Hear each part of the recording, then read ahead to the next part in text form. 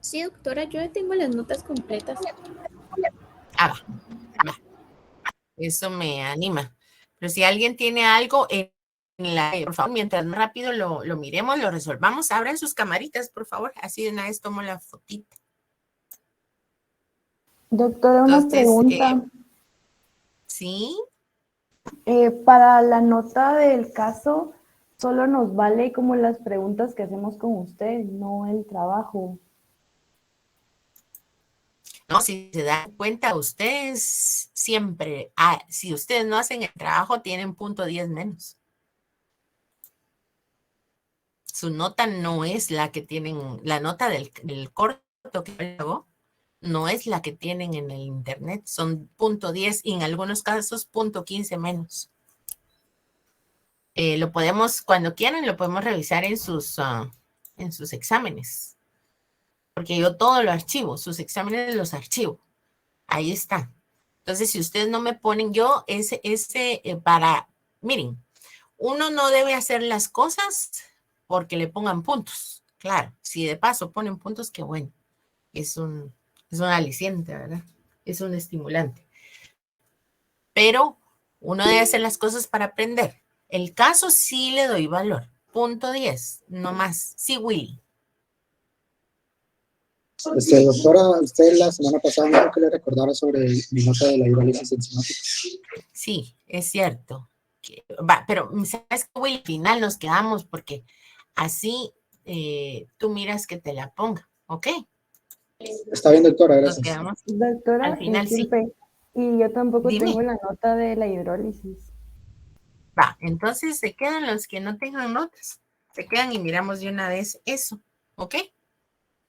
Gracias. Vaya.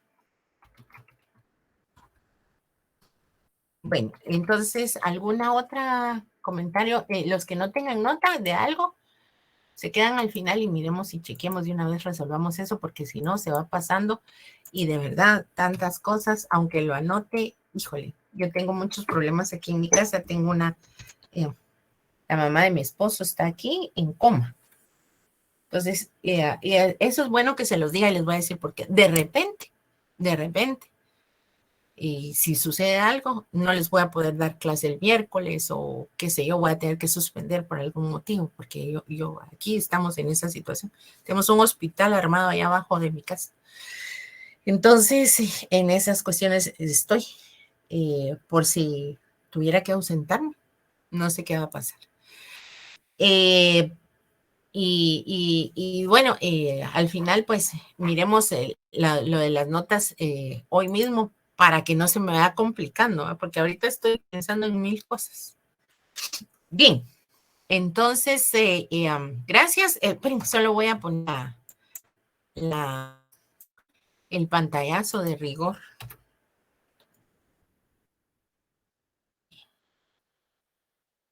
Vamos a leer el caso y vamos a discutir. La vía metabólica que toca el caso, pues es una vía metabólica que ya la hayamos visto, porque llegamos hasta las lanzaderas, ¿verdad? Que de hecho les quería preguntar, ¿ya le metieron las lanzaderas a su mapa? ¿Se recuerdan que les recomendé que de una vez lo hagan? Háganlo, por favor. Y si quieren me lo van enseñando, no para calificación, sino para... de verdad, esa calificación del mapa no se subir.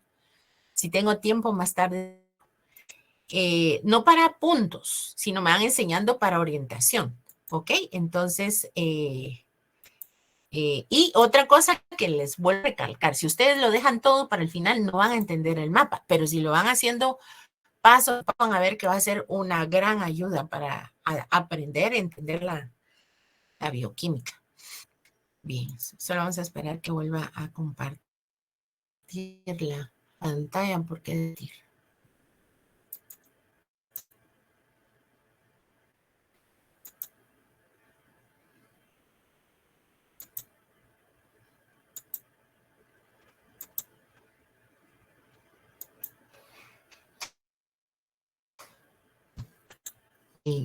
todavía no me miran la pantalla.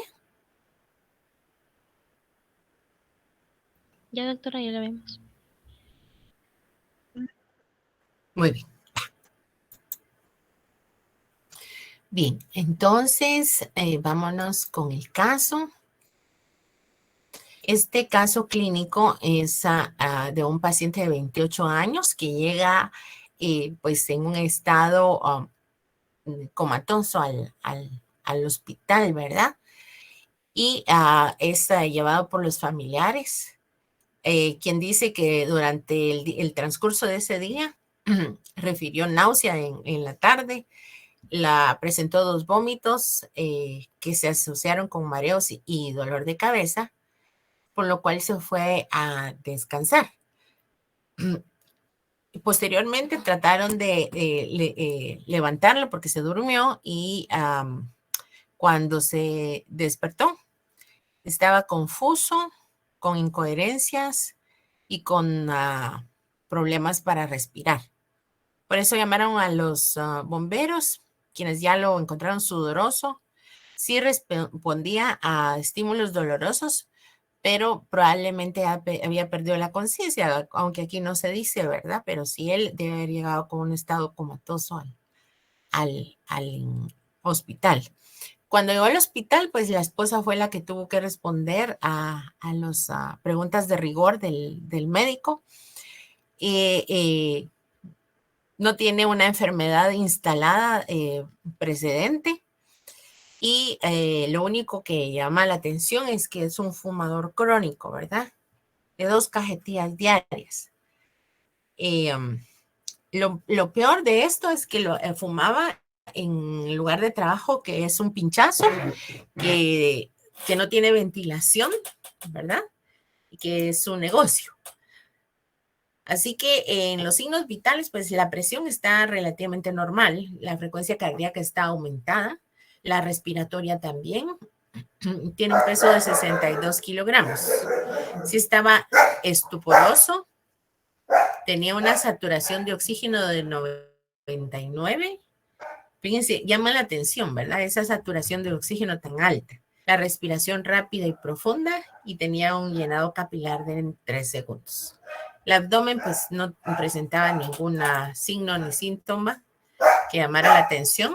Ahora esto sí, perdón que voy a cerrar la puerta, que si no ese perrito no nos deja.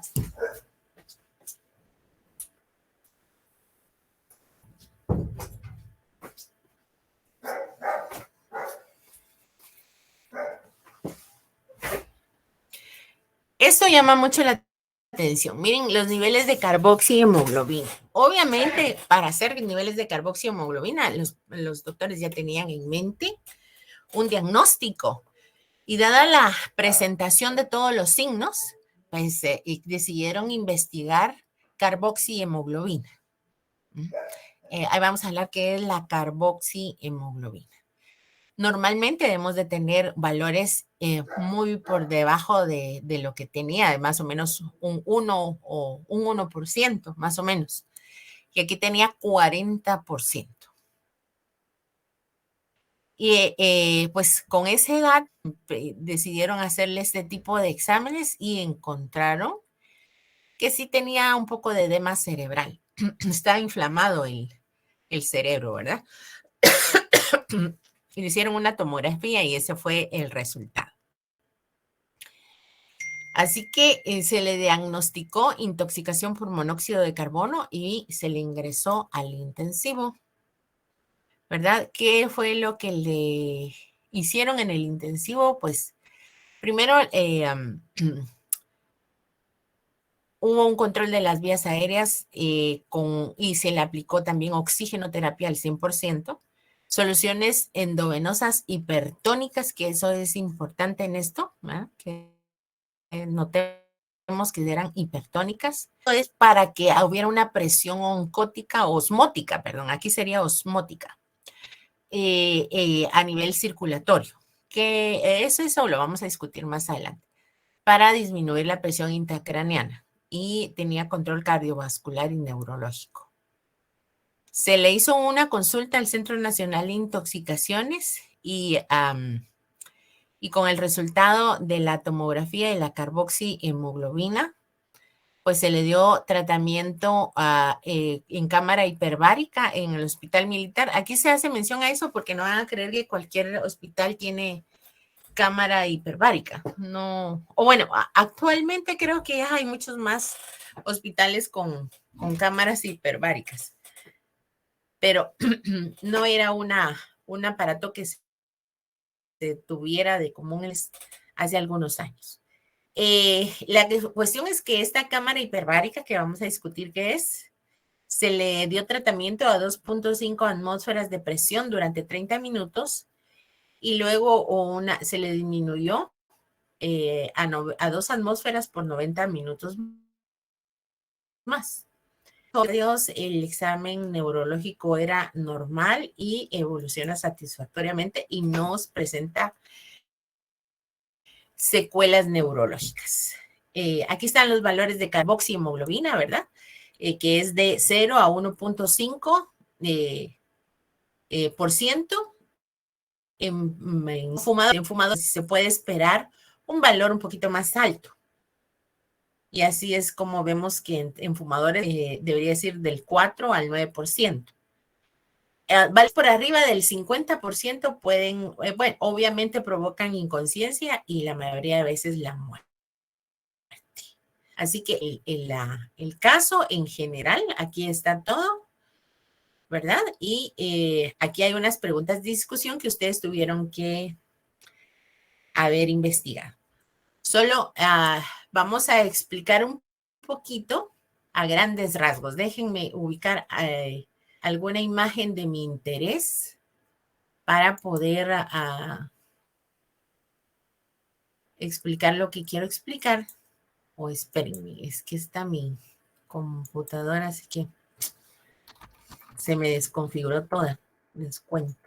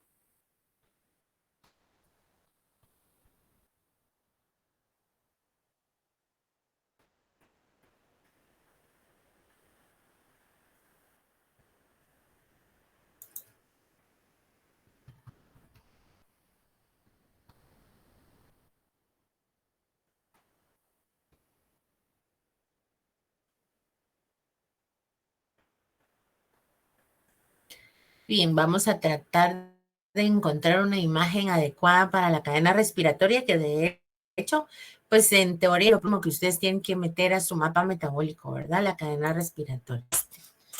Parece interesante. Ay, pero aquí dice sistema. Ay, copiar.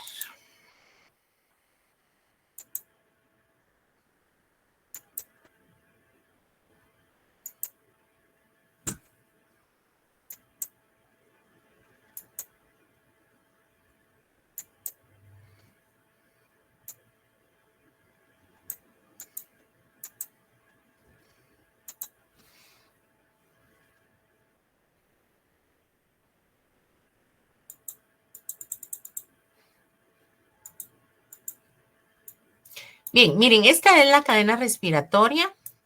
Pues ustedes no son totalmente ignorantes de la cadena respiratoria porque recuérdense que ustedes lo vieron o por lo menos tuvieron que haber visto en primero, ¿verdad? Entonces aquí dice sistema, pero le vamos a cambiar el nombre para que no se me confundan. Son complejos, ¿verdad? Son complejos proteicos que están metidos literalmente en la membrana mitocondrial interna. Esa es la cadena respiratoria. Vamos a poner aquí complejo 1.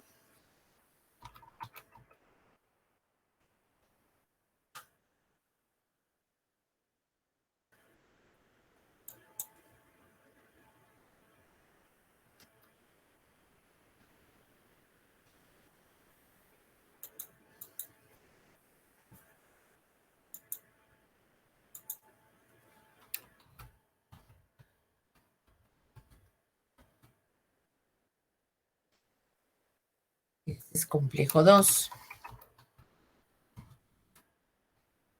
No, este es complejo 3. Y este es complejo 4. El complejo 2, fíjense que no siempre lo ponen, ¿no? Porque resulta que al complejo al que se le había atribuido el nombre de complejo 3 resultó ser una enzima que ustedes ya conocen porque la acabamos de ver. Esa enzima es la enzima succinato deshidrogenasa, que si se recordarán ustedes, pues es una enzima de la ciclo de Krebs, del ciclo de Krebs. Entonces, veamos así en grandes rasgos qué es lo que sucede. Estos complejos que les diría yo son estos, miren, estos, ¿verdad? Estos. Aquí tenemos 3, como les digo yo, el 4. Fíjense que el 4, solo déjenme ver, aquí adentro. El 4 tendría que estar aquí. Y le vamos a poner un sitio vamos a ponerlo de este color. Este sería el 2, miren, este sería el complejo 2. Y en esa posición debería de estar. Porque, solo vamos a ver acá.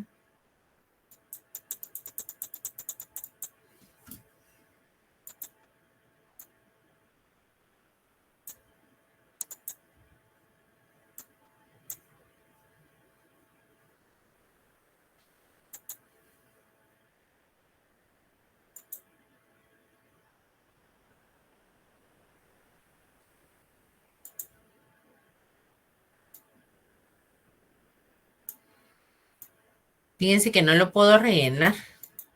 Entonces medio lo voy a rellenar así.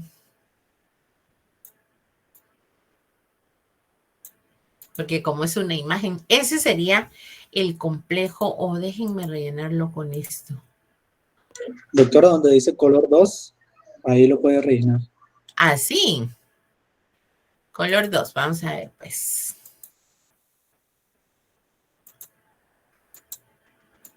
Es que lo que pasa, la situación es porque como es una imagen sobre la que hice este círculo, no es, por ejemplo, si yo le hago acá, fuera de la imagen, vengo, se lo agarro aquí y lo relleno. Pero encima de la imagen no se puede. Pues pensé que con eso que me estabas diciendo se podía, pero realmente no se puede. Pero gracias, cada vez que ustedes puedan decirme un tip, díganme, porque ustedes pueden hacer de mí una mejor maestra. Bien, ahí está el complejo 2, como querramos verlo. Entonces, ese complejo, fíjense que no es un complejo. Es realmente lo que es, vamos a poner aquí complejo 2 porque se mira feo los 3 otros complejos sin el complejo 2.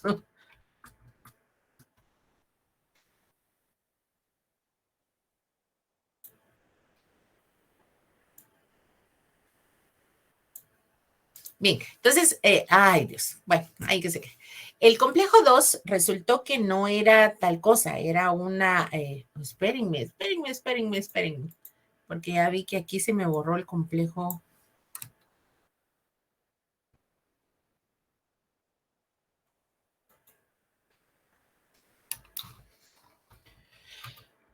Complejo 4.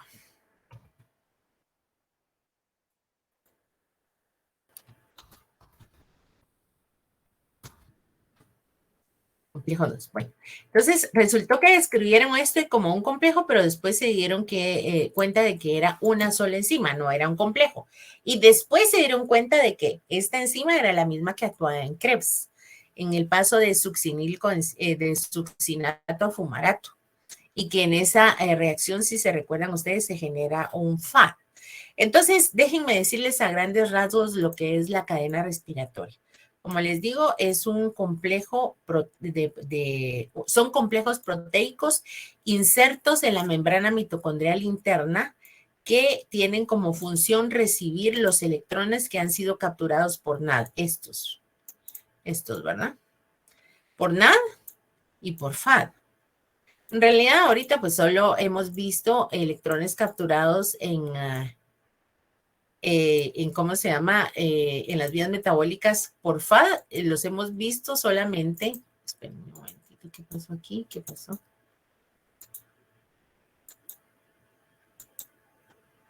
Ups, no sé por qué me quedó aquí. Yo no sé ni qué estoy haciendo ustedes. Hoy sí ya le perdí el pointer a esto. Bueno, entonces les decía que la cuestión es que estos electrones de hidrógeno han sido capturados por las coenzimas de las reacciones NAD y FAD durante los procesos metabólicos que ya vimos. ¿Cuáles vimos? Vimos glucólisis, vimos descarboxilación del piruvato y vimos Krebs. Y ya vieron ustedes que, por ejemplo, en el caso del NAD, que se produjo en glucólisis, entró a la mitocondria por medio de una lanzadera, que puede ser la del glicerofosfato o la del malato. Si es malato, entra como NAD, y si es del glicerofosfato, entra como FAD. La situación es que entra. ¿Por qué? Porque esos electrones, el destino final de los electrones que han sido capturados es la cadena respiratoria. Entonces, acá vemos cómo entran a la cadena respiratoria a entregarlos, literalmente, porque miren, entran reducidos y salen oxidados, así, ¿verdad? Así como estamos viendo este. Entonces, ¿qué hace cada complejo con esos electrones? Pues los toma y los pasa por cada uno de sus componentes y les quita energía, ¿sí?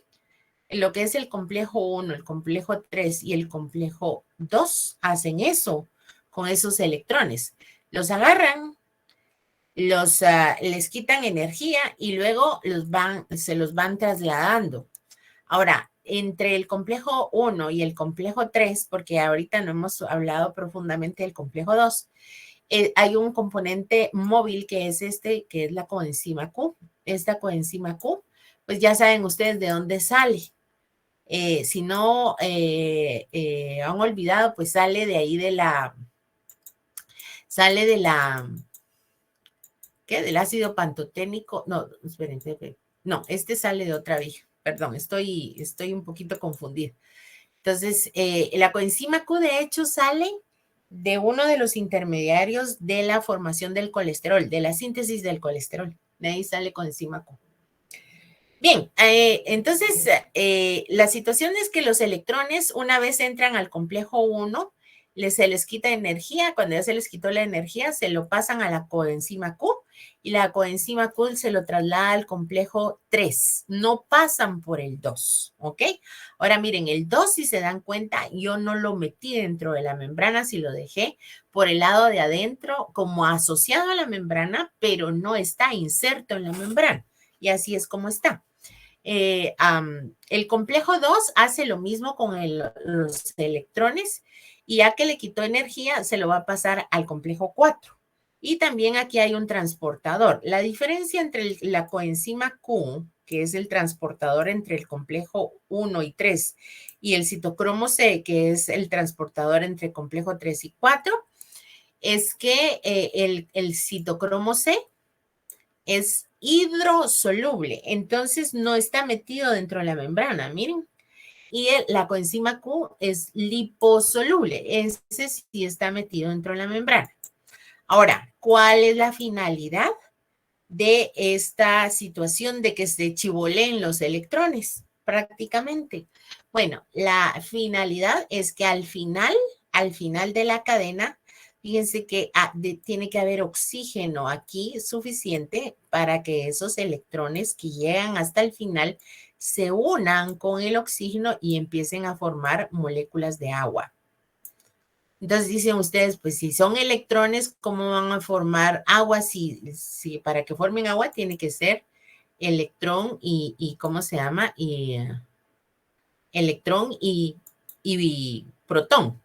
Bueno, no hay problema porque aquí en el medio, miren acá, hay muchos. Ay, perdón, que esta cosa no me quiere obedecer. Espérenme un momentito. Ups.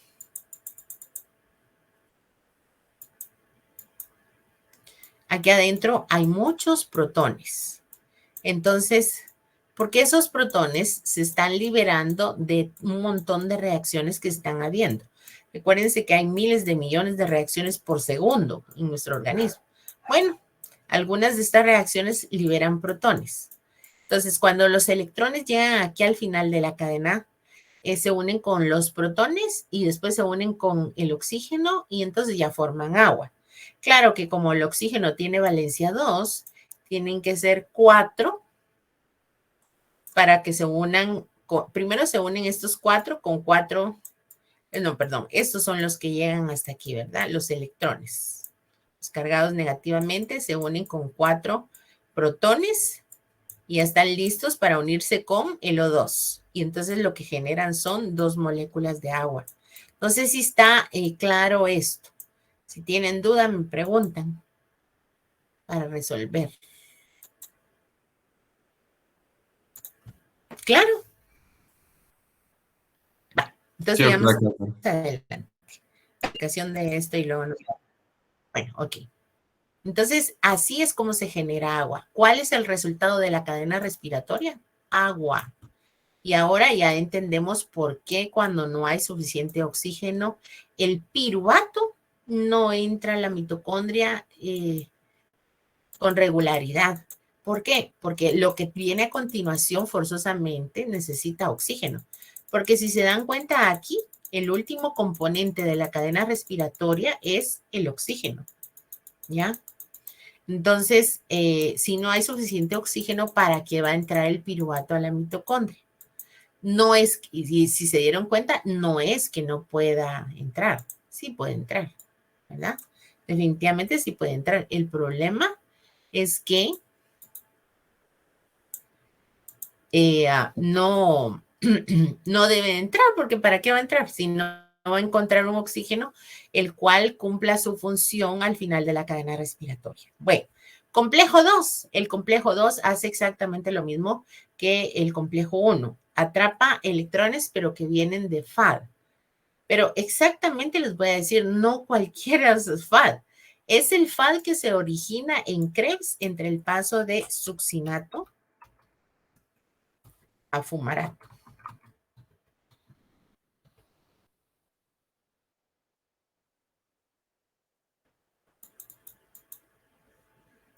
¿Verdad? Ese es ese FAD. Este que se genera de aquí para acá.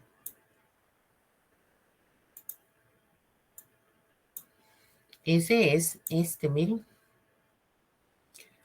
Ahora, sí hay más FADs que se producen durante el metabolismo. No exactamente en las vías que hemos visto, sino en otras vías. Por ejemplo, la beta oxidación produce una gran cantidad de FAD. De hecho, a ese FAD le falta una D hoy, por si lo miran raro.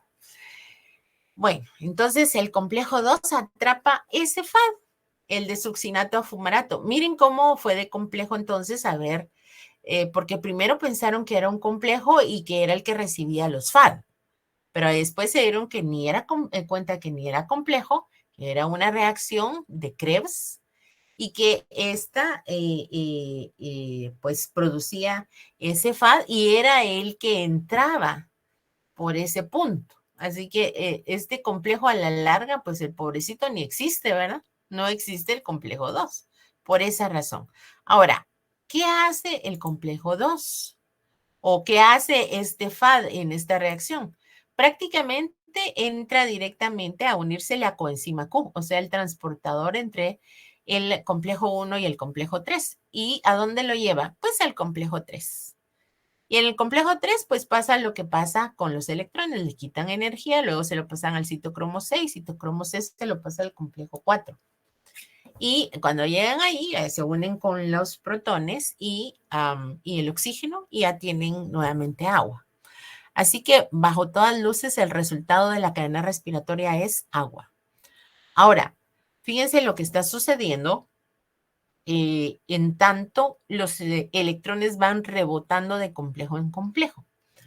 Como les dije, aquí adentro hay muchos protones sueltos. Y para mantener un equilibrio, en el pH, pues estos protones tienen que moverse. ¿Y a dónde se mueven? Ah, pues se mueven al espacio intermembrana, que es este, miren. O sea que aquí está la membrana mitocondrial externa. Y en medio de las dos membranas, en medio de esta, que es la interna, y esta, que es la externa, pues hay un espacio. Perdón, ¿qué es este? Este, ¿verdad? Todo esto es el espacio intermembrana. Entonces, ¿qué va pasando con la energía que le van quitando los complejos a los electrones que les fueron otorgados? Pues lo que hacen los complejos es que sirven de una proteína de canal, ¿verdad? Esta proteína de canal hace que estos protones se vayan metiendo a través de estos complejos y entonces van a parar, miren, al espacio intermembrana. O sea que con la energía que se le quita a los electrones se bombean protones al espacio entre las dos membranas mitocondriales. Ahora, ¿eso con qué finalidad? Esto, pues, ya un momento que está tan invadido de protones que se hiperpolariza y entonces para que esta mitocondria no estalle, estos protones van a tener que volver a regresar a la matriz mitocondrial. O sea que es un circuito prácticamente, ¿verdad? Miren, acá vienen, ¿verdad? Pero llega un momento en que tienen que salir. Y el retorno de esos protones a la matriz mitocondrial no lo hacen a través de cualquier lugar, sino lo hacen a través de este complejo que se llama, ¿qué es? ATP sintasa o sintetasa. Este es como un quinto complejo, aunque no es quinto complejo, tal vez no deberíamos de mencionarlo así, porque en realidad es una cosa que no es parte de la cadena, pero que se acopla a la cadena.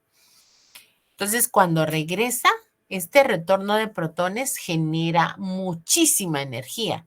Y entonces esta, que es esta proteína de retorno de canal, tiene dos fracciones, la F0 y la F1. La F0 es el canal y la F1 es donde con la energía del retorno de esos protones aquí a la matriz, la F1 agarra un ADP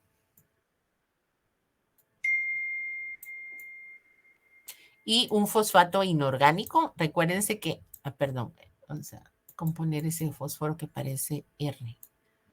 Entonces, resulta que cuando se genera esa energía de retorno, esta porción F1 de la ATP sintasa agarra un ADP y un fósforo y los une y genera ATP.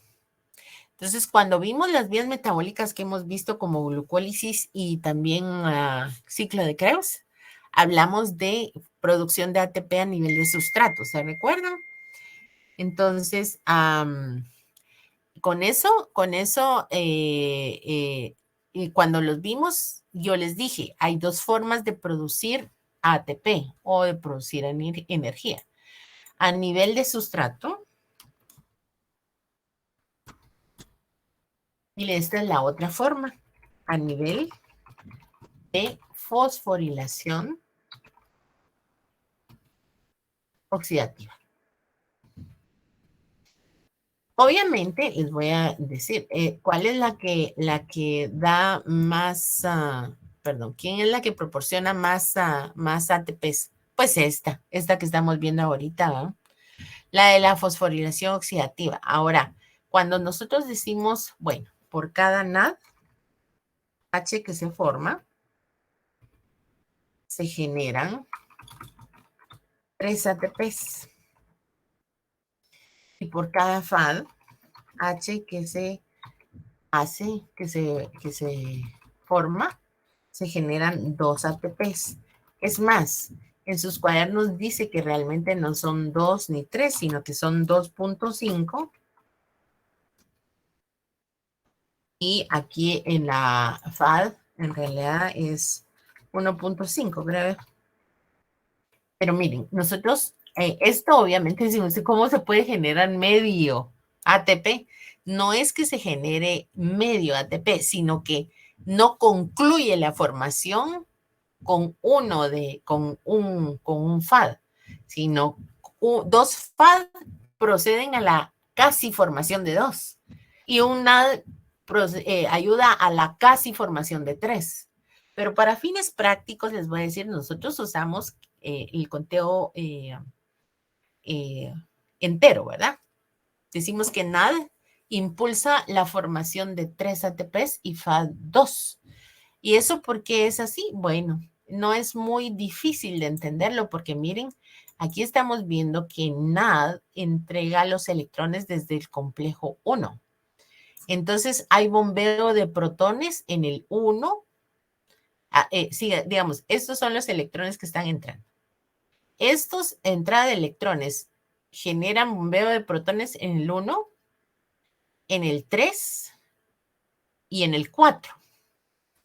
Pero los que entran por FAD no bombean, no generan bombeo de protones en el 1 porque nunca pasan por el 1.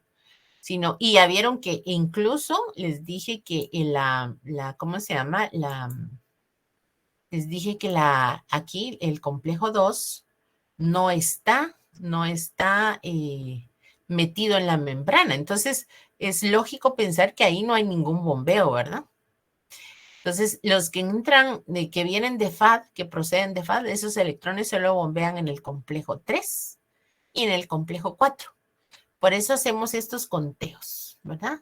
NAD 3 y FAD 4. ¿De qué estoy hablando ahí? De ATPs, no de electrones, sino de ATPs. A eso es lo que le conocemos con el nombre de teoría quimiosmótica. Y no sé si entendieron. Obviamente eso se los voy a tener que explicar el miércoles otra vez. Pero pues es una manera de planteárselos ahorita. ¿Entendieron? Sí, doctora. Bueno, va. Sigamos adelante, pues. Porque lo que nos interesa es el caso. Aquí tenemos. Bien. Dice, perdón. Todavía me falta un poquito. Denme un segundito. Quiero explicarles algo adicional.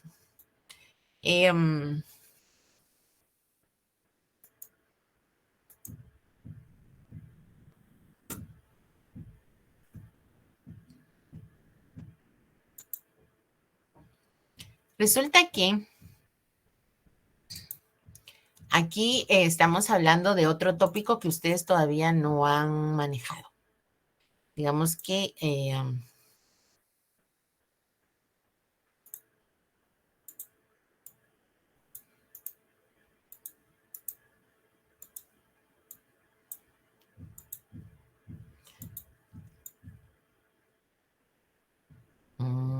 espérenme, aquí.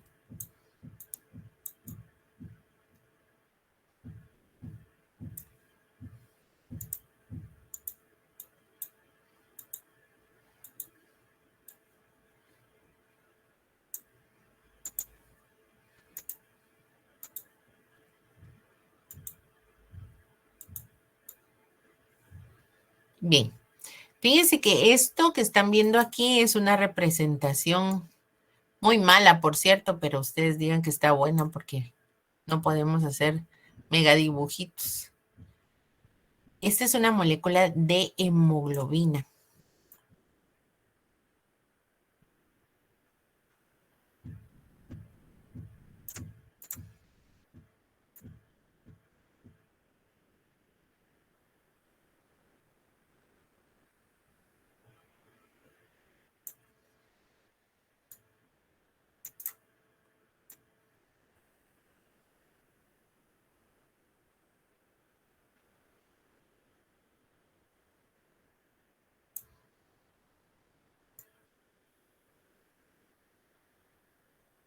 Vaya. Resulta que la hemoglobina es un grupo prostético, el grupo M de la hemoglobina es un grupo prostético que tiene unido en el centro un átomo de hierro, ¿ya? Es un tetrapirrol.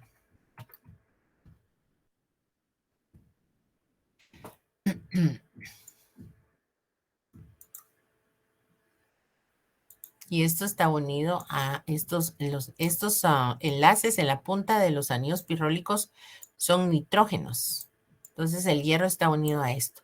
Y además aquí en estas posiciones tienen puentes metililo entre los anillos pirrólicos. Va. La función de este grupo que está metido dentro de la hemoglobina, de hecho, la hemoglobina es una proteína, ¿verdad? Es una proteína globular. Digamos que esta es la proteína. Y el grupo M, que sería más o menos esto,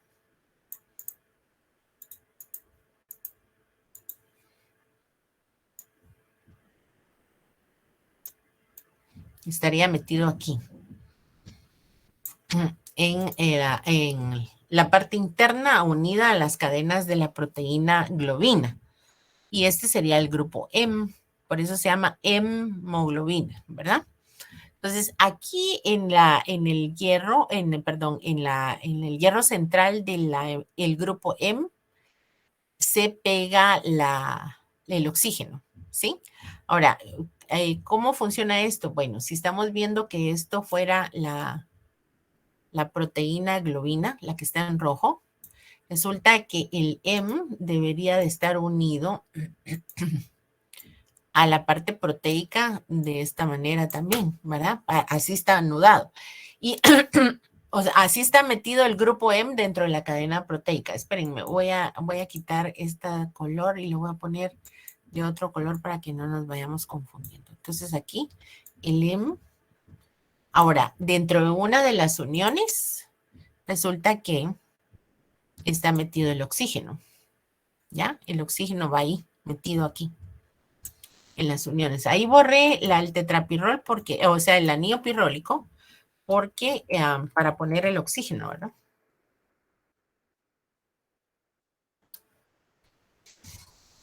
Aquí iría el oxígeno.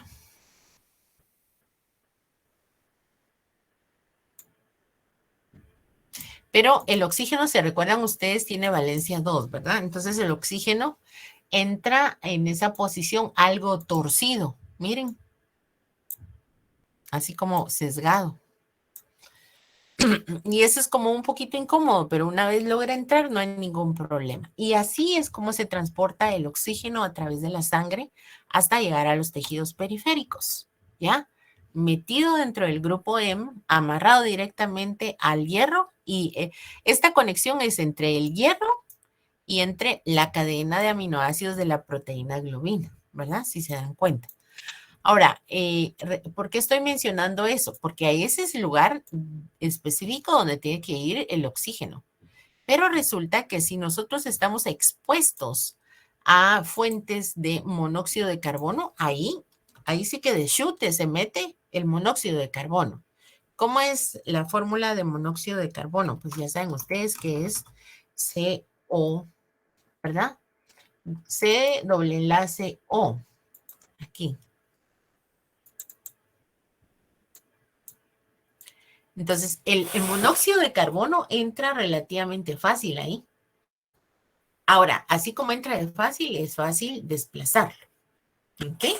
Entonces, ¿qué pasa? ¿Qué condiciones tienen que suceder para que eso suceda? ¿O qué condiciones tienen que haber para que eso suceda? Bueno, tiene que haber monóxido de carbono en el ambiente. En el caso de este paciente, ¿creen ustedes que había monóxido de carbono en el ambiente? ¿Qué dicen? Sí, había. Sí, había. Sí, ¿verdad? Por el cigarro. ¿Ah? Uno de los productos que se producen por la combustión del cigarro es el monóxido de carbono. Entonces, eso era indiscutible que fue el problema. Entonces, a todo esto, la primera pregunta dice características del monóxido de carbono. ¿Cuáles creen ustedes que son?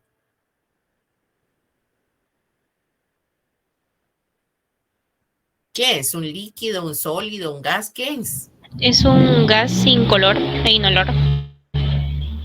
Exacto, es incoloro e inodoro. No se puede oler, ¿verdad?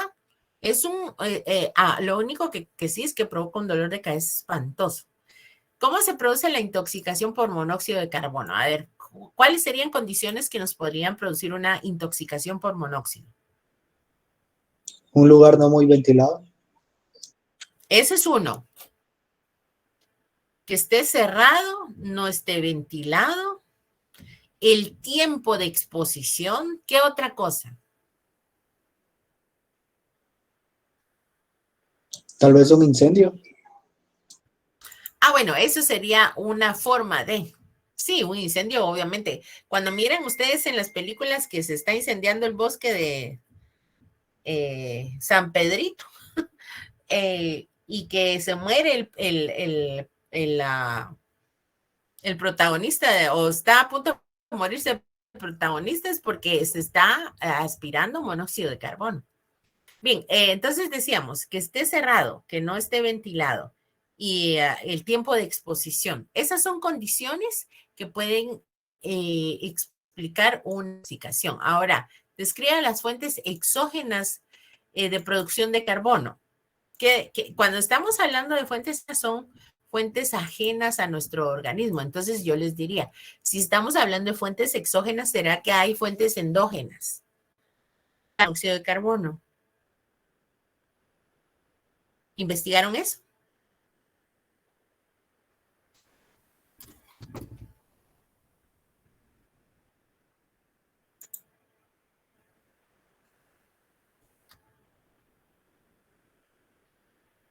No investigaron. Eso puede ser con lo que se estaba mencionando de las personas que fuman. Sí, pero esas son fuentes exógenas, porque ahí el que fuma, fuma porque le gusta, pero en realidad su cuerpo no es que produzca monóxido. Entonces mi pregunta es, ¿hay fuentes endógenas? ¿Nosotros en alguna reacción producimos monóxido? Sí, yo diría Miren, que en sí. los miles, porque ya veo, Javier dices que sí, pero no sabes cuál. Tú solo lo supones.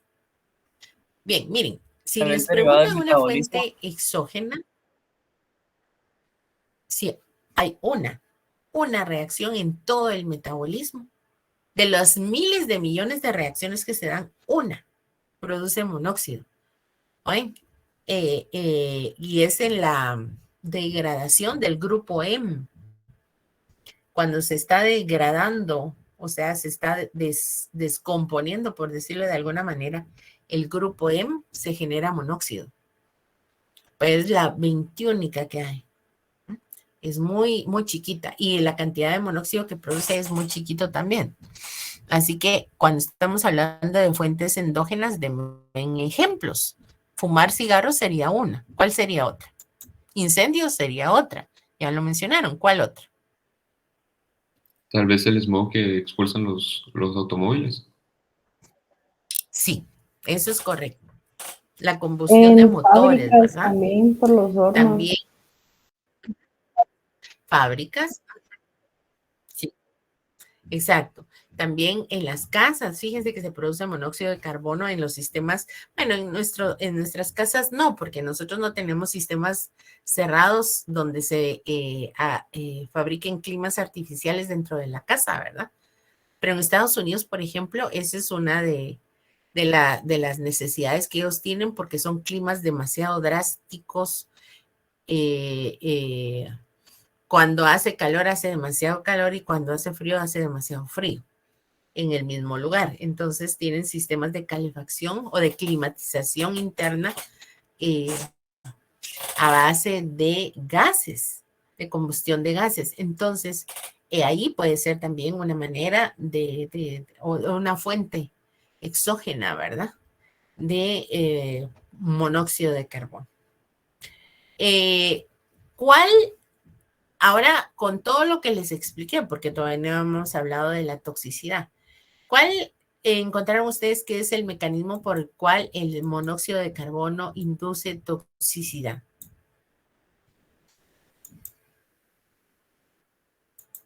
Por la hipoxia. ¿Qué encontraron? Sí, es correcto, pero no es el mecanismo. Estoy hablando del mecanismo. Recuérdate que acabamos de hablar de la cadena respiratoria. Entonces, dime tú, ¿qué encontraron ustedes acerca de la cadena respiratoria? De la implicación de la cadena respiratoria.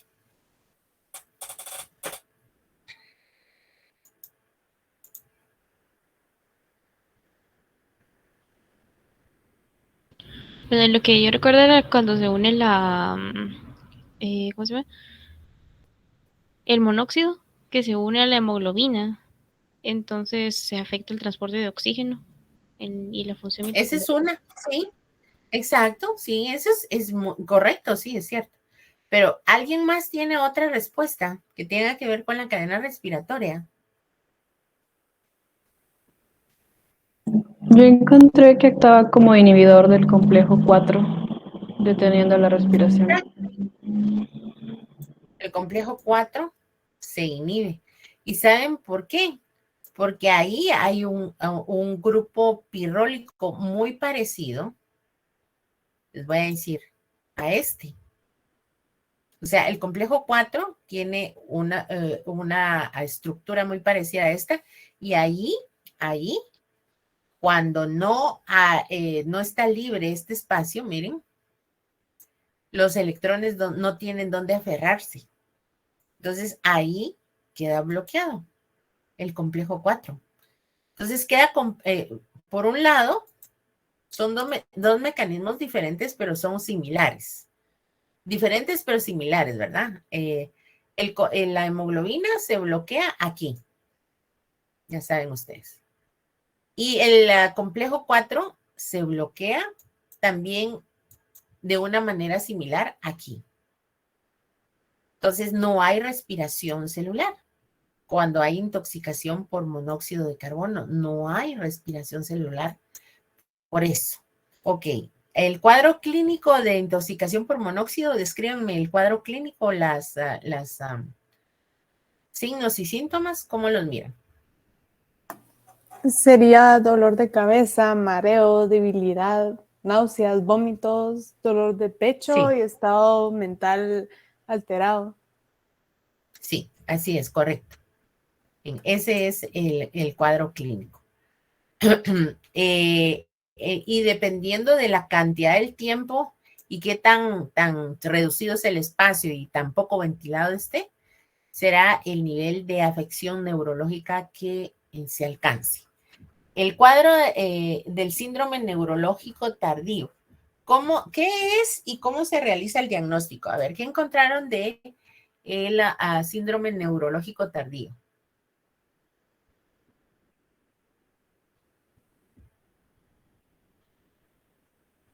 Pues dice que ocasiona alteraciones en la conducta, desorientación en Ujú, el tiempo, espacio, agnosia, afasia, apraxia, ujú. Pero alteraciones cognitivas.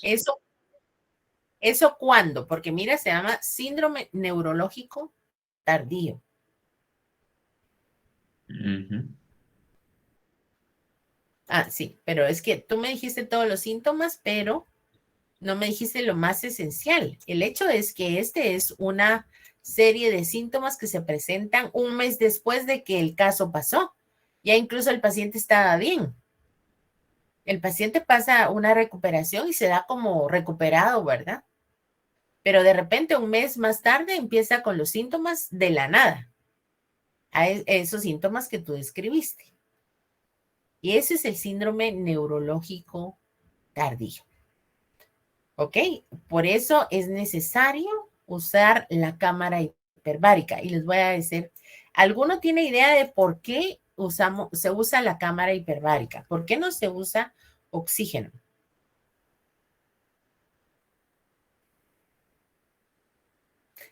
Bueno, pues ¿por qué no se usa oxígeno nada más? Porque hubo necesidad de usar la cámara hiperbárica. Yo entendí que eso ejerce mayor presión sobre nuestro organismo y hace como que actúe más rápido, que se desintoxique más Eh, rápido. sí, está bien hasta lo de que obviamente tiene más presión la entrada del oxígeno, porque recuérdense que nosotros tenemos hemoglobina, pero también tenemos una mioglobina. La mioglobina está situada en el músculo, ¿ya? Y la mioglobina sirve para guardar oxígeno. Nosotros tenemos oxígeno de reserva en la mioglobina, en el músculo, pero tiene una estructura pues casi igual a la de hemoglobina. Entonces, almacena o guarda el oxígeno en la misma, de la misma forma que lo transporta la hemoglobina. Entonces, pero llegar a saturar esos tejidos no es fácil, o sea, como la mioglobina. Así que tendría que usarse una presión mayor para que el oxígeno llegue hasta ese lugar donde está la mioglobina, por ejemplo, y pueda incluso desplazar el monóxido que ya se había fijado en la mioglobina. Por eso se usa la cámara hiperbárica a esas presiones tan altas de oxígeno, ¿ya? Bueno, eso por un lado, pero por el otro lado también existe un daño neurológico que se manifiesta hasta después. No se manifiesta temprano, sino se manifiesta un mes más tarde y eso tiene que ver con el daño que ha sufrido la mielinización del sistema nervioso central, que se mira afectada por la presencia del monóxido. ¿Ok? Eso es básicamente. Bien, ¿cómo realizan ustedes el diagnóstico de la intoxicación por monóxido?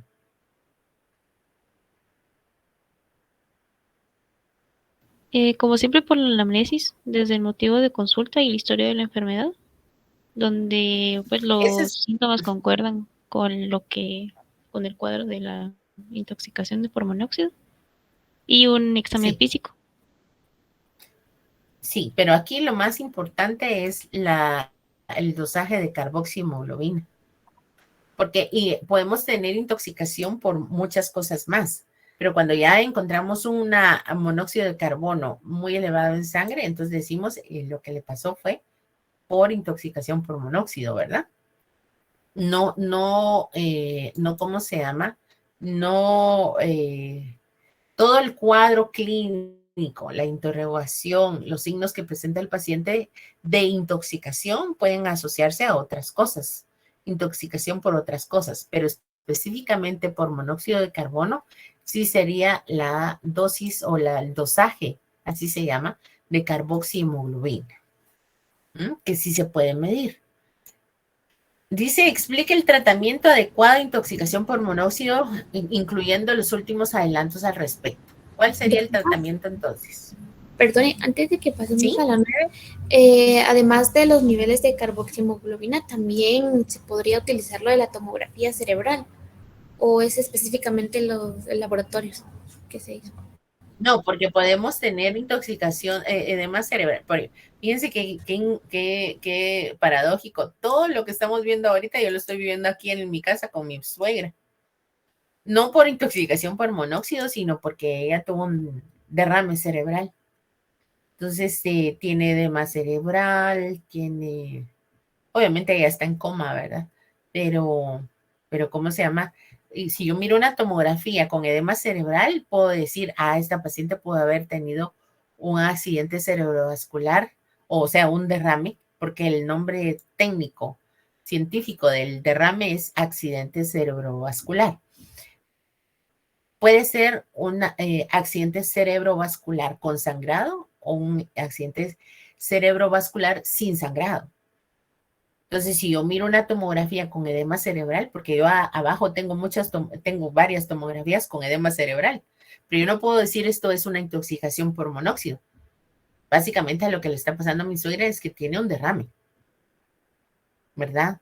Pero tiene edema cerebral, igual que lo podría ver en una tomografía de un paciente con este tipo de intoxicación. Entonces, no, ese no es concluyente. Únicamente es el examen de carboxihemoglobina. ¿Ok? Ese es el que me dice. ¿Sí?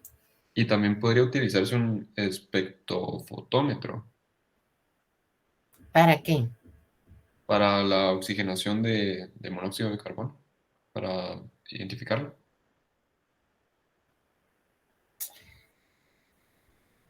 Un espectrofotómetro. A ver, es que el espectrofotómetro es un aparato que utiliza luz para medir concentraciones. Concentraciones de un montón de moléculas, no solo de un tipo de moléculas.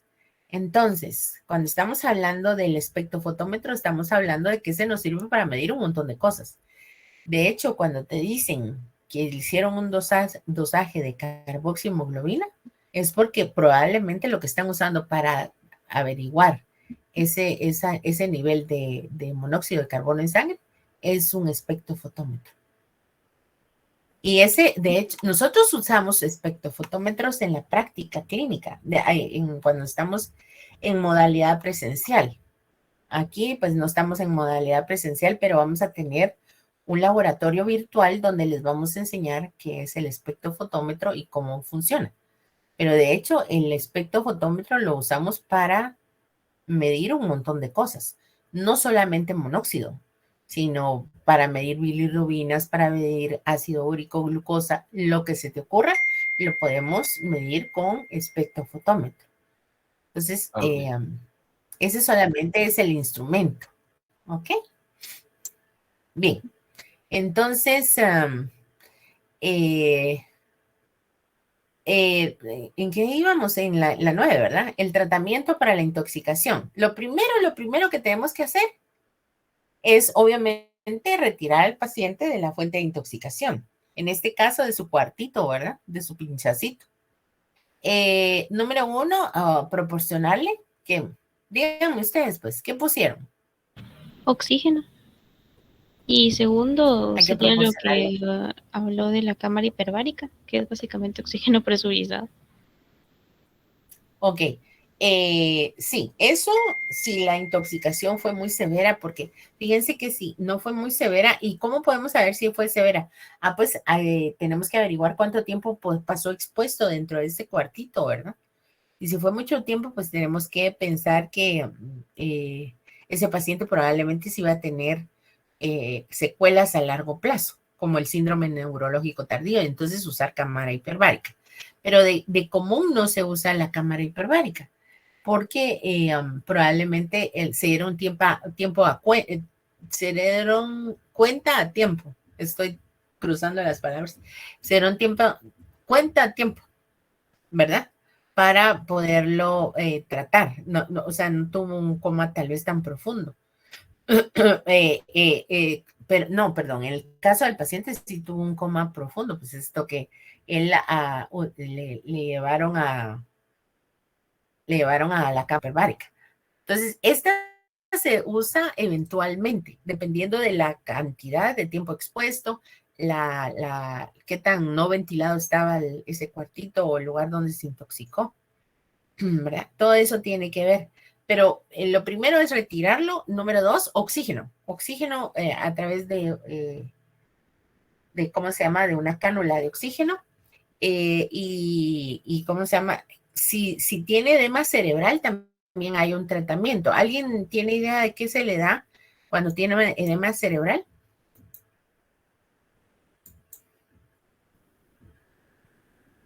Pues el edema es una hinchazón, ¿verdad? Aquí, si se dieron cuenta ustedes, y a mí, por eso yo no sé si les hice referencia, se le aplicaron soluciones hipertónicas.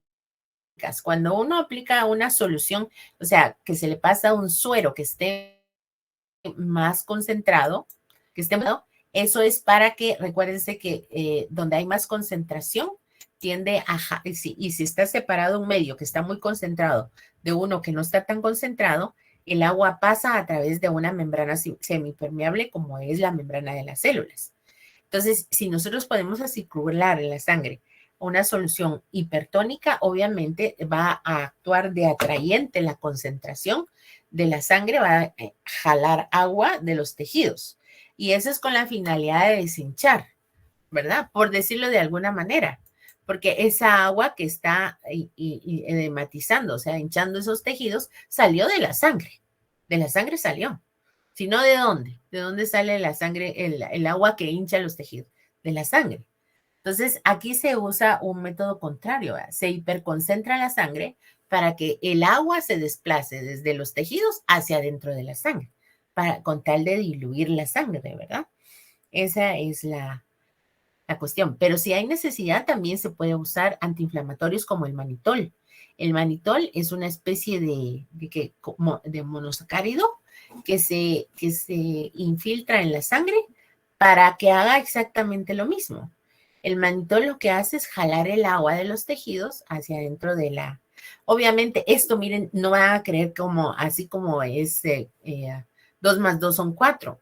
No, hay que tener mucho cuidado porque junto con esto hay que estar vigilándole la concentración de electrolitos que mantiene el paciente en la sangre, ¿verdad? En realidad, nosotros usamos mannitol hace 2 días y sí hubo un claro mejoramiento del edema cerebral. Pero bueno, es otro caso, ¿verdad? Diferente. Se podría Bien, utilizar diuréticos, doctor, para la expulsión de la... no, porque fíjate que los diuréticos no me harían botar más agua de la sangre. Básicamente te voy a decir qué pasaría. Botaría tanta agua de la sangre más la que ya está metida en los tejidos que lo que voy a hacer es una hipovolemia. Voy a bajar el volumen. Por eso les digo yo, no es tan sencillo. A medida que vayan avanzando ustedes en la carrera, se van a dar cuenta que todos estos conceptos que ahorita se los presento yo de una manera más sencilla, pero poco a poco van a ver que tiene muchas aristas, o sea, tiene muchas cosas que hay que controlar. No solamente le metemos mannitol para que se deshinche, no. Hay que estar súper atentos. Nosotros aquí ya no le vamos a poner ninguno de estos medicamentos porque para poder ponérselos tenemos que estar monitorizando cada 4 horas de electrolitos en sangre. Y yo aquí pues no tengo un laboratorio en la casa, ¿verdad? Entonces ya ponerle eso. Igual que si le aplico un diurético, olvídate, no solamente tiene que ver con el volumen de la sangre, sino también con el funcionamiento renal, que me puedo tronar los riñones. Híjole, son un montón de cosas. Y eso es lo bonito, interesante, miren, del mapa. Todo está conectado. Todo está conectado. Una cosa me puede llevar a otra. Me soluciona esto, pero me abre un gran clavo por aquí. Entonces hay que tener, esa es no van a creer que el buen médico es un genio. Tiene que empezar a pensar en todo. Y créanme que en todo no es tan fácil. No es fácil. Por eso hay que prepararse. No van a creer que es una solución matemática lo de dar un diagnóstico y un tratamiento adecuado. Hay que tener mucha inteligencia para pensar cómo se va a proceder con un paciente. Bueno, entonces realice un esquema, dice que convenga... bueno, este no lo podemos hacer, pero es prácticamente esto que habíamos visto aquí, ¿verdad? Este es el esquema de la cadena respiratoria y vemos cómo está acoplado a la fosforilación oxidativa. ¿A qué nivel de la cadena respiratoria el monóxido puede inhibirla? Ya dijimos que es a nivel del complejo número 4, ¿verdad? Ahora, ¿por qué inhibe en el complejo 4? Pues porque ahí hay una estructura igualita a la del grupo M de la hemoglobina, igual a donde no va a poder meterse los electrones porque fíjense que va a estar bloqueado por el monóxido de carbono. No es que se tenga que meter oxígeno, sino que ahí hay un bloqueo del monóxido en esa molécula. Bueno, ¿qué diferencia entre los inhibidores de la cadena respiratoria? Bueno, miren, inhibidores de cadena respiratoria hay varios. Ustedes tenían que haberlo, ¿cómo se llama? Investigado. Aquí a nivel del complejo 2 hay varios. Se los voy a poner aquí en negro.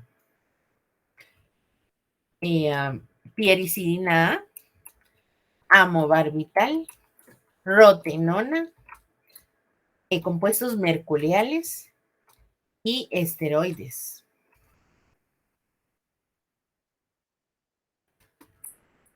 Todo ese tipo de compuestos, y se los puse así para que miren que se forma un mnemotécnico, así que es parme, como el queso, ¿verdad? Como el queso Parma.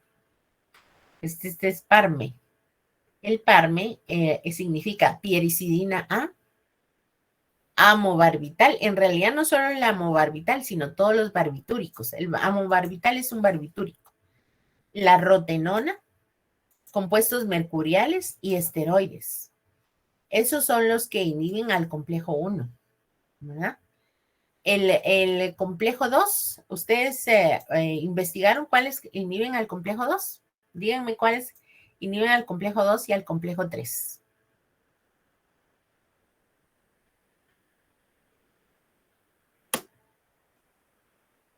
Al complejo 2 el malonato. El malonato, exacto. Y al complejo 3 el dimercaprol. También Dimercaprol. la antimicina A. Antimicina, ¿verdad? Antimicina es un antibiótico. Entonces, ahí tenemos al complejo 2. Perdón, al complejo 3. Es dimercaprol y antimicina A. Y al complejo 2 era ¿me dijiste el qué? Dios. El malonato. Malonato. Entonces pregunto yo, ¿será que el malonato inhibe el ciclo de Krebs? ¿Qué dicen ustedes? Sí, Sí, porque ya concluimos que este paso del complejo 2 es un paso del ciclo de Krebs, ¿verdad?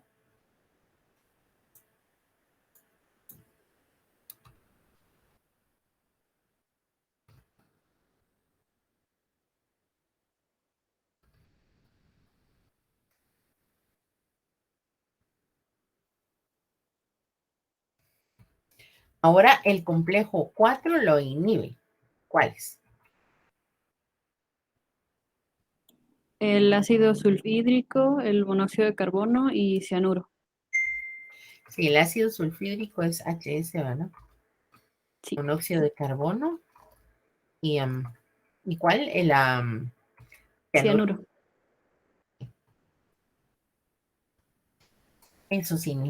Esos son inhibidores de la cadena respiratoria, inhiben los complejos. Ahora, el complejo número 5, o sea, el ATP sintetasa, que no es cadena respiratoria, sino es fosforilación oxidativa, ¿quién lo inhibe?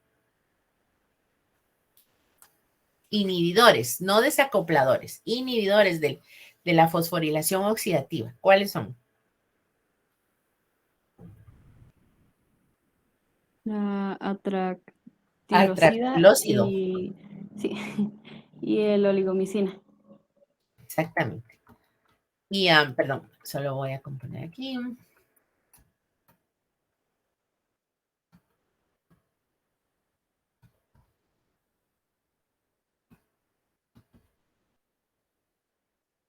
Esos son inhibidores. Ahora, desacopladores. El 2,4-dinitrofenol. 2,4-dinitrofenol.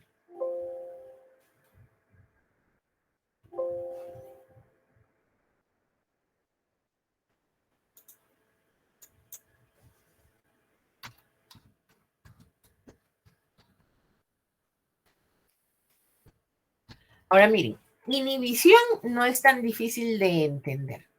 La que es un poquito más difícil es la de los desacopladores. ¿Qué hace un desacoplador? Un desacoplador lo que hace es que abre un hoyo, literalmente, en la membrana mitocondrial interna para que los protones, estos, que tendrían, perdón, estoy al revés, déjenme corregir eso. Los protones que tendrían que regresar por aquí, miren, por aquí, no regresan por aquí, sino regresan por ese hoyo que abre el desacoplador. Entonces, si se dan cuenta, si yo uso un desacoplador, puedo tener cadena respiratoria, pero no tengo fosforilación oxidativa, ¿verdad? Porque al regresar los protones a través de estos hoyos que abren los dinitrofenol, los desacopladores como el dinitrofenol, pues los protones regresan a la matriz y se sigue dando la cadena respiratoria, pero no hay formación de energía. Eso es lo que es un desacoplador, porque a esos protones, el retorno de los protones ya no sirve para formar energía, sino para, en realidad lo que generan es calor, ¿oyen? sí generan energía calorífica, pero no energía química, que es la que nosotros necesitamos para nuestro metabolismo. Entonces, eso es lo que hace un desacoplador. Ok, entonces los inhibidores, esa es la diferencia entre inhibidor y desacoplador. Este no, y aquí ya describimos eso. Bueno, eso sería básicamente el caso. ¿Qué era lo que le estaba pasando al paciente? Pues básicamente lo que le pasa al paciente es que tiene cadena respiratoria, perdón, tiene interrupción.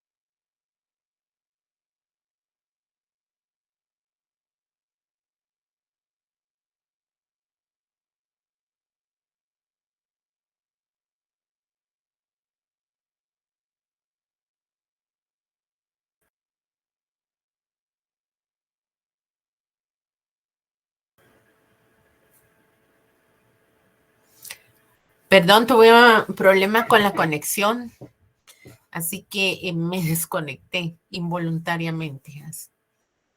Bien, entonces estamos finalizando la discusión del caso. ¿Entienden cómo estuvo el mecanismo de la intoxicación del paciente, verdad? Obviamente tenemos, díganme ustedes, por lo menos dos, alguien de ustedes que me pueda decir dos factores que puedan explicar el estado neurológico de este paciente.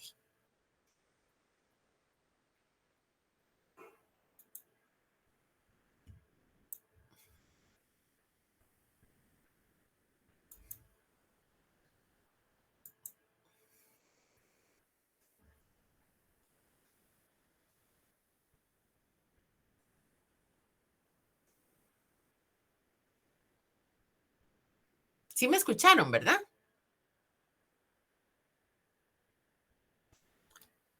Dos cosas puntuales que pueda explicar el estado neurológico de este paciente.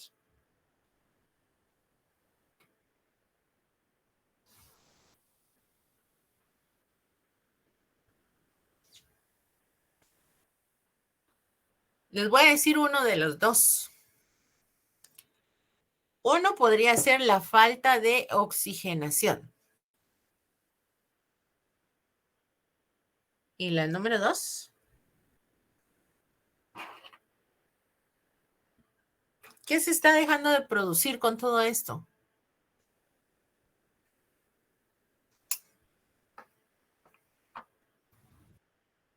Energía. Energía. Exacto. ATP. Ajá, ATP, energía. Yo sin energía no puedo tener metabolismo porque van a ver ustedes la cantidad.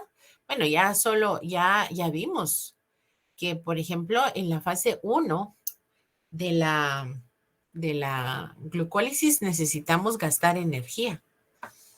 De hecho, ahí gastamos 2 ATPs. ¿Se recuerdan? Entonces, y también en la carboxilación de la piruvato para formar oxalacetato también se gasta ATP. Y ahorita vamos a empezar con una serie de reacciones que van a ver ustedes que se gasta energía. En realidad gastamos energía en un montón de procesos, en un montón. Entonces, sin energía no hay metabolismo. Claro que él no es quien tuviera 0% de metabolismo. Su metabolismo estaba menguado tremendamente, pero no es que estuviera en 0%. Bueno, ¿alguna pregunta respecto del caso?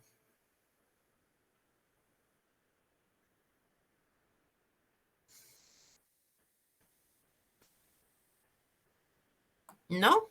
Creo que Bueno, todo claro, doctora. muy bien, me alegro. Abran todas sus cámaras, ahora les voy a examinar a todos juntitos.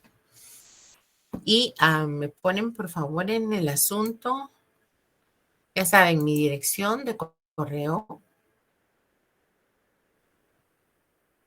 Las cámaras abiertas, por favor.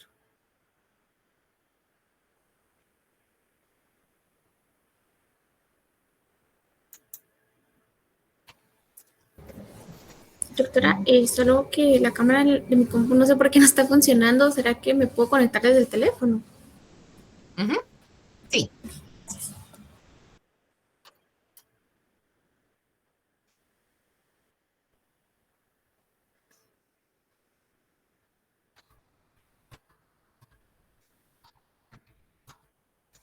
Entonces me ponen, perdón, voy a decir cómo me pongan aquí. A ver, el asunto del correo es,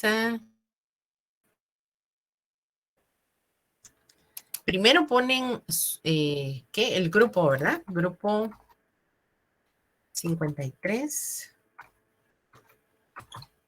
corto, caso 3. Este es el caso 3, ¿verdad? ¿O no? Sí, doctora. Sí, ¿verdad? Es caso 3. Entonces ponen intoxicación por monóxido.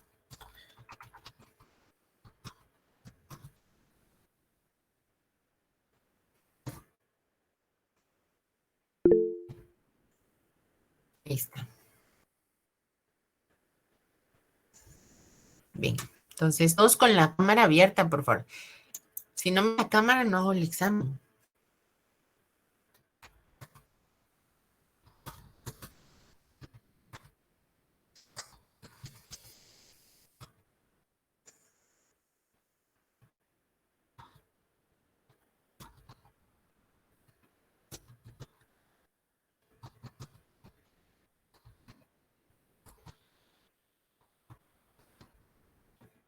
Muy bien.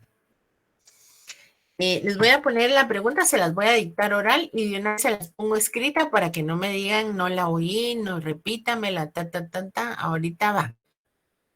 Todos con cámara abierta. Alan, tienes la cámara cerrada. No, doctora, ya la encendí. Alan.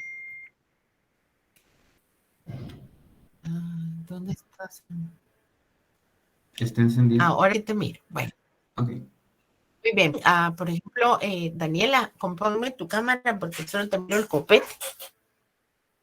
Ahí estás. Muy bien. Bien. Estrella, te miro muy oscurita.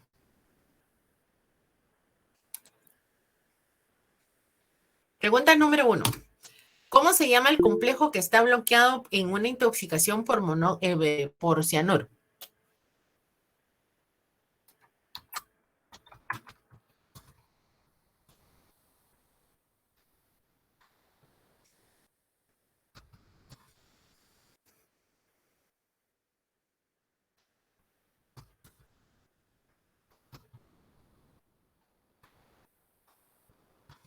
Pregunta número 2. ¿Cómo se llama el complejo proteico donde retornan los protones del espacio intermembrana y que es también donde se produce el ATP? ¿Cómo se llama?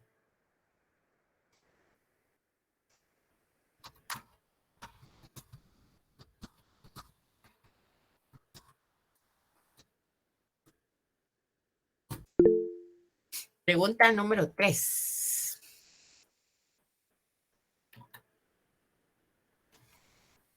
¿Cómo se llama? ¿Cómo se llama el grupo prostético en el que se une el monóxido en la sangre cuando hay oxidación por monóxido? El grupo prostético.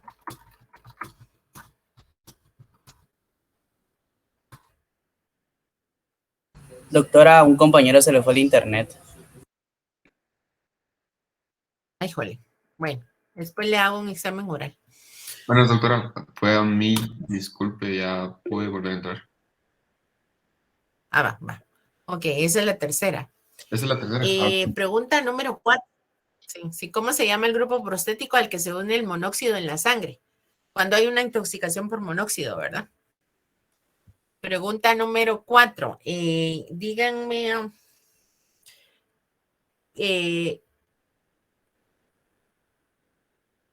díganme el tratamiento adecuado, esa no la voy a escribir, el tratamiento adecuado para poder evitar un síndrome neurológico tardío. ¿Qué debo aplicar en el tratamiento cuando tengo un síndrome neurológico tardío? Para evitar que mi paciente intoxicado presente un síndrome neurológico tardío.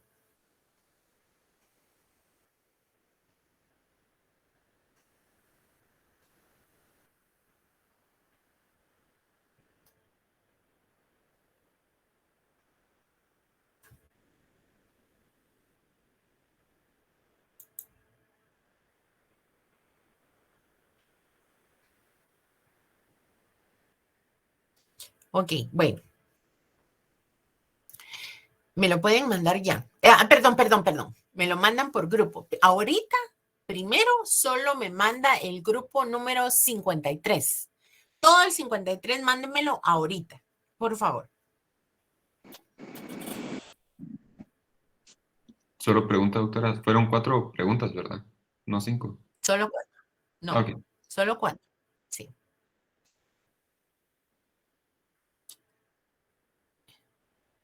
Y ahorita me lo manda el grupo 58.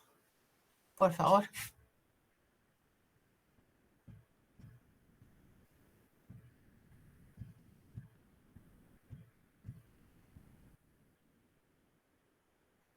Entonces pregunto, ¿y a todos me lo mandaron?